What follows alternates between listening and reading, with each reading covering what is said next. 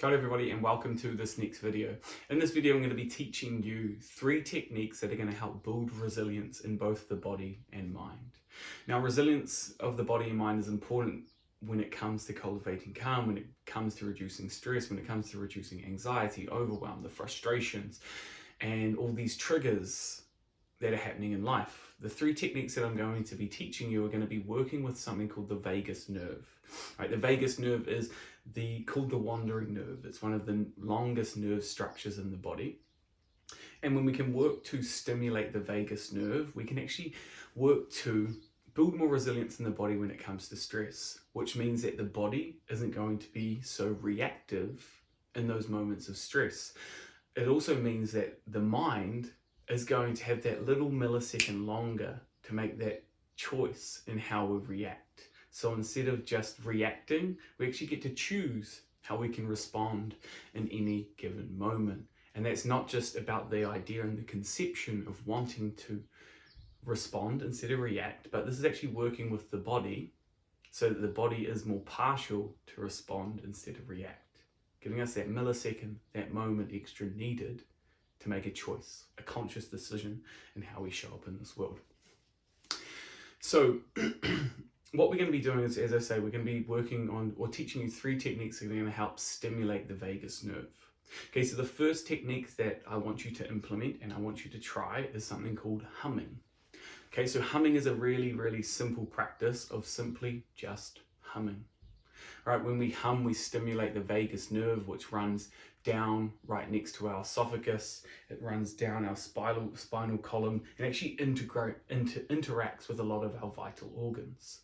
Right, it is the pathway or the highway in which the brain communicates with the stomach, the brain communicates with the adrenal glands, and it actually is like the master controller when it comes to switching on and off between the parasympathetic nervous system. So through simply taking a moment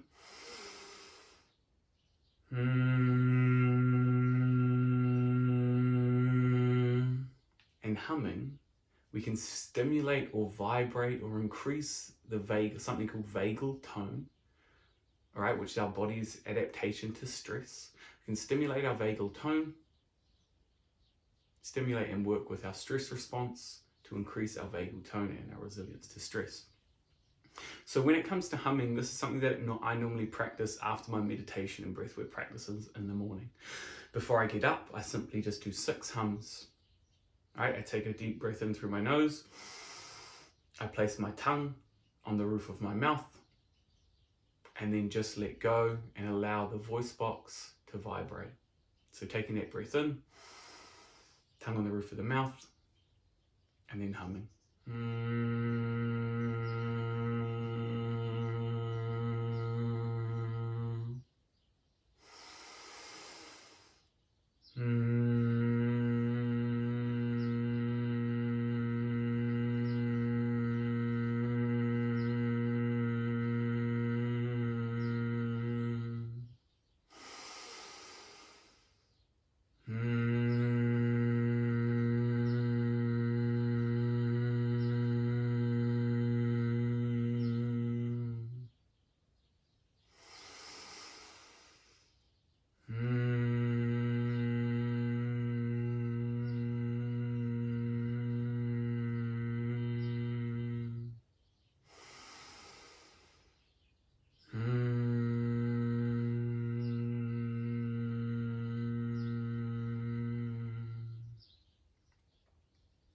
So when we're going through this, when we're moving through this practice, you may feel a little tickle, you may feel a little itch in the back of your throat, you may feel a vibration, you may feel uncomfortable, you may feel emotions arise and start to have tears running down your face.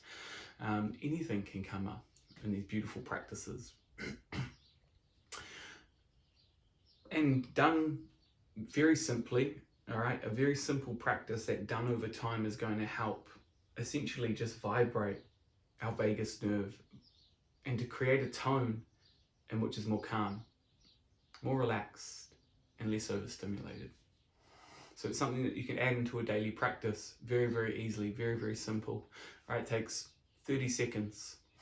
A really good alternative to humming if you are feeling overstimulated and you're feeling stressed out throughout the day, is actually just grabbing a glass of water, taking a drink and gargling, oh, because it does exactly the same thing, stimulates that vagus nerve. Other things could be omming or chanting or singing. All of these actions stimulate the vagus nerve, increase our vagal tone, and help us to relax.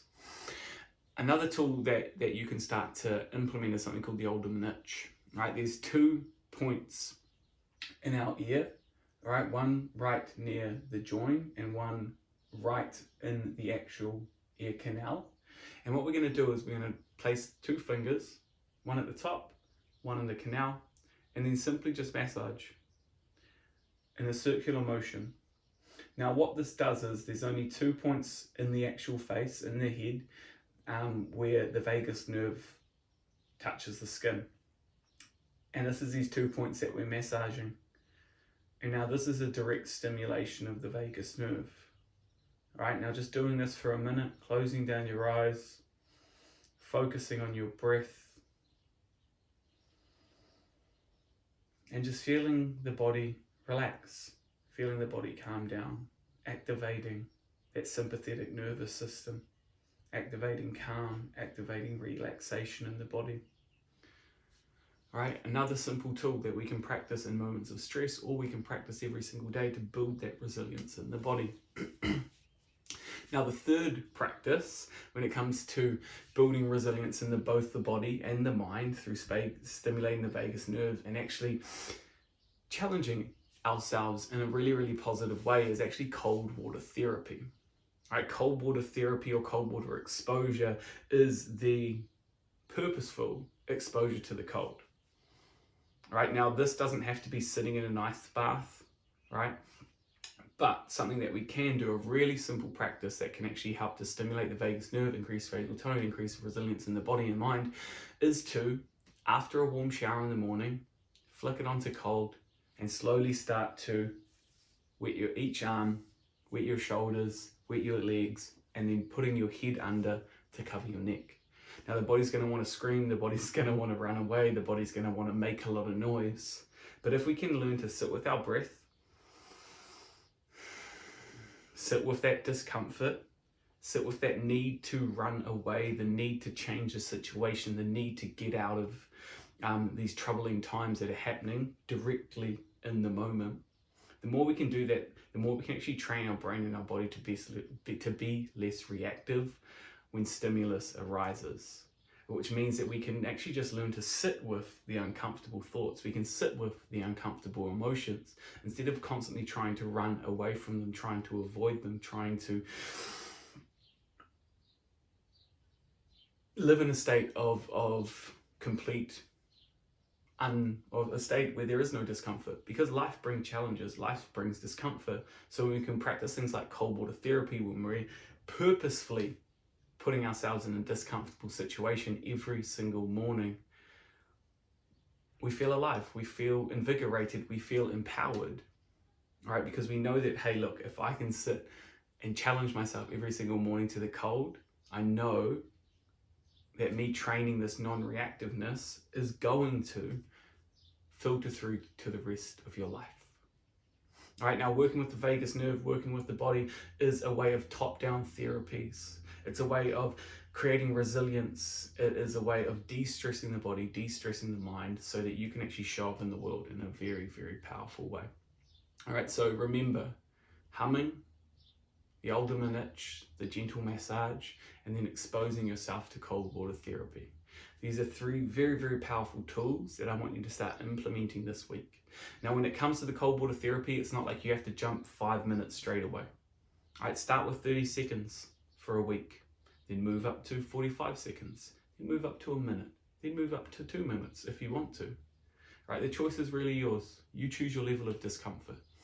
Right? It can be the discomfort of 2 minutes in the cold, or the discomfort of staying stuck in overwhelm, of anxiety, of frustration.